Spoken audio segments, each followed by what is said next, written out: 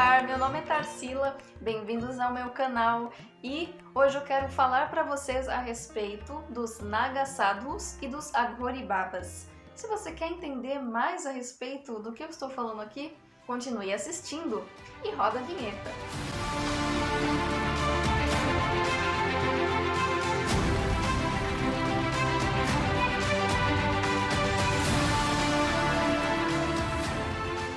A série Mistérios da Ásia. E como vocês podem ver nessa foto aqui, este é um Aghori Baba e este aqui ele é um Naga Sadhu. Muitas pessoas podem achar que eles são a mesma coisa, mas na verdade eles não são exatamente a mesma coisa e hoje eu vou explicar para vocês a diferença entre eles. Muitas pessoas nesses dias aqui, nesses últimos dias, falaram tanto dos sadhus, né, e daquele festival chamado Kumbh Mela, que se você quer saber um pouco mais sobre esse festival, eu vou deixar aqui nos cards e também na descrição do vídeo, porque esses dias aqui, né, teve uma polêmica por conta desse festival, né, pelo fato de que teve muita aglomeração e aí o pessoal ficou falando que essa aglomeração não deveria ter acontecido por conta do vírus, né, o famoso vírus, que eu não vou falar o nome aqui. Bom, gente, eu não vou falar sobre Kumbh Mela aqui, como eu disse, se vocês tiverem interesse, tá aqui na descrição e nos cards, ok? Bom, existem algumas semelhanças entre os sadhus e os aghori, mas, como eu disse, existem algumas diferenças, né? E algumas semelhanças entre eles, né? Assim, a principal, na verdade, é que esses homens, na verdade, eles largam tudo. A vida material, eles largam família, largam emprego, largam absolutamente tudo, assim, deste mundo que vocês conhecem, tipo, todo o conforto, por um único objetivo, que é atingir a iluminação espiritual, ou em outras palavras, o moksha, que eu já falei sobre isso aqui em alguns vídeos que eu fiz nesse canal sobre o hinduísmo, né? Alguns vídeos que citam algumas coisas mais profundas a respeito do hinduísmo. E o moksha, como eu disse, nada mais é do que uma união com Deus, né? Quando o Atman, que seria a nossa alma, a nossa essência, se une com Deus. É quando nós nos unimos ao absoluto. Então esse é o objetivo principal, tanto dos sadhus como dos aghoris. E assim, como é que eles vivem, né? Bom, eles vivem de doações, né? Eles vivem de doações porque eles não trabalham, eles largam tudo, largam até o emprego, como eu disse.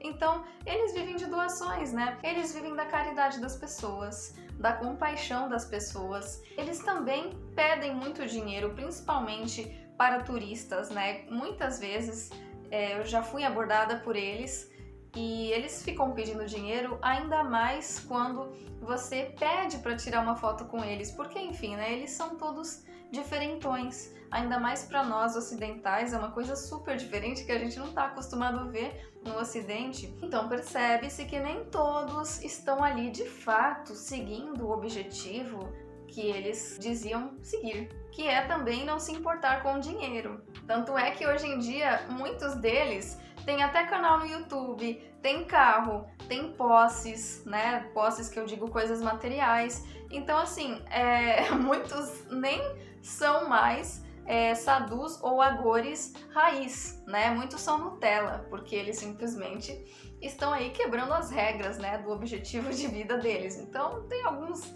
sadhus e alguns aghoris meio duvidosos. E uma outra semelhança entre eles é que eles fumam a ervinha. Eu não sei se pode falar o nome aqui no YouTube, mas vocês já entenderam. A ervinha, entendeu? E aí eles ficam fumando aquilo. Tanto é que quando a gente vai na cidade de Varanasi, cara, o cheiro daquela cidade é cheiro da ervinha. Então eu nem gostava de passar perto deles às vezes, porque o cheiro era muito forte. Porque, enfim, eles dizem, né, que o deus Shiva costumava fumar a erva. Mas, gente, eu não sei a veracidade dessa informação, eu não sei se é verdade isso. Quem garante que o deus Shiva de fato fumava, né, a tal da erva? Não sei, não faço a mínima ideia, entende? Eu particularmente acho que não, mas eles dizem que sim, né? Então aí a gente vai ficar sem saber se era isso mesmo ou se não era. E daí eles dizem que é por isso que eles também fumam, para que eles possam aí se comunicar com Shiva. Bom, e outra semelhança entre os aghoris e os sadhus é que eles passam cinzas no corpo inteiro, por isso que eles ficam com aquela aparência branca, né? Porque eles passam cinzas, e essas cinzas são de pessoas que foram cremadas, basicamente, né?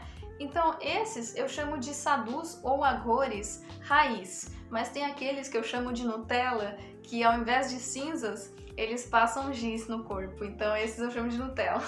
Porque, cara, na boa, precisa ser corajoso, assim, pra passar cinza de pessoas cremadas, né? Eu não faria isso. Bom, e isso basicamente representa a morte deles para o mundo material, né? É como se eles tivessem morrido, né? O eu antigo deles tivesse morrido para nascer um eu novo, né? Uma nova pessoa espiritualizada que está se espiritualizando a cada dia mais e está caminhando para a autorrealização cada dia mais. Então é basicamente por isso que eles passam as cinzas ou o giz. Bom, e para se tornar um sadhu, né? Como é que uma pessoa consegue se tornar um sadhu? Bom, basicamente eles precisam ir para um lugar chamado Akhara, que é como se fosse um centro de treinamento, onde eles ficam lá, eles ficam basicamente assim o tempo todo lá, e leva-se cerca de 10 a 12 anos para eles se tornarem de fato sadhus, né? Porque existe todo um treinamento espiritual, e enfim, eles também fazem yoga, né? Eles praticam yoga, até onde eu sei, né? Eu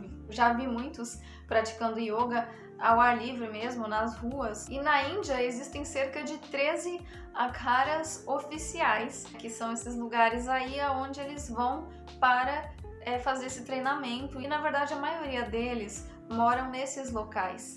E alguns deles, eles vão para os Himalaias também, né? Tem uma parte deles que prefere ir para as montanhas. Uma outra curiosidade específica sobre os sadhus é que eles têm aí duas vertentes, né? Tem os Vaishnavas e os Shaivas.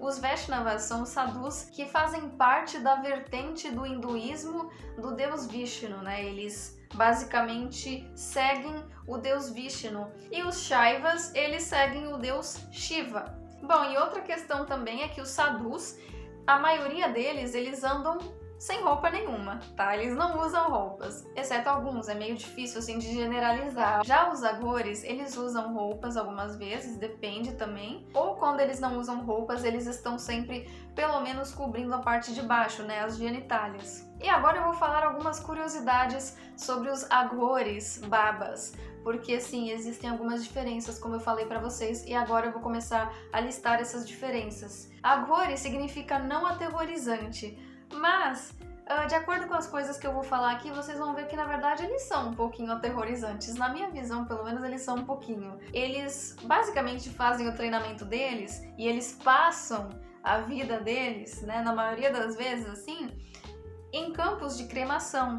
Então eles vivem basicamente dentre os mortos. E algumas outras práticas mais bizarras dos aghores é que eles praticam o canibalismo, porque eles não têm assim preferência de comida. Por exemplo, qualquer comida que derem para eles, eles vão comer. Se derem um animal, tipo um gato, um cachorro, eles vão comer. Se derem carne de humanos, eles vão comer. Eles comem a comida deles, né, dentro de crânios humanos. São conhecidos por praticarem magia negra.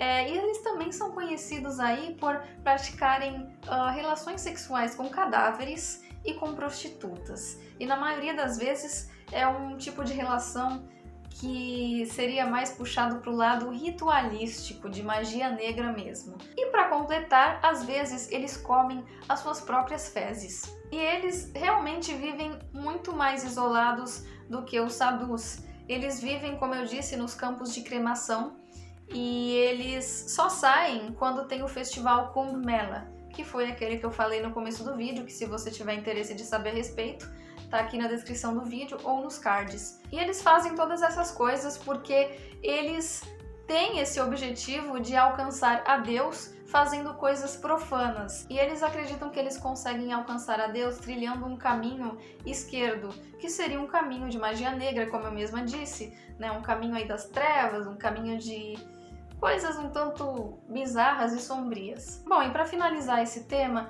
eu gostaria também de contar assim uma coisa que muitas pessoas devem se perguntar, que é a respeito de se existem mulheres sadhus e mulheres aghores. As mulheres sadhus, elas são chamadas de sadhvis, mas é claro que assim, elas estão em menor quantidade em relação aos homens, porque os homens predominam. E elas usam roupas, né, diferente dos homens que podem ficar nus. Agora, no caso das mulheres agores, é muito mais raro de se ver uma dessas. Mas na Bengala, né, na região de Bengala, na Índia, existem algumas sim. E nós podemos encontrar os sadhus não só na Índia, mas também no Nepal. Quando eu fui para o Nepal, eu tive a oportunidade de ver alguns sadhus pelas ruas. Já os agores, eles também são encontrados na Índia, Nepal e em alguns locais do Sudeste Asiático. Bom, pessoal, vocês gostaram do vídeo? Eu espero que vocês tenham gostado dessas informações. Deixem aí seus comentários sobre o que vocês acharam, né? Porque é um assunto bem curioso para nós aqui do Ocidente, né? Os sadhus, eles realmente são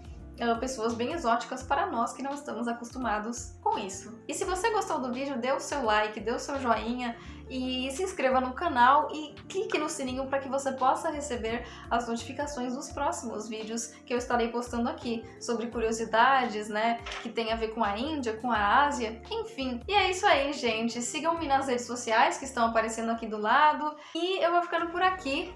Namaskar. Até a próxima!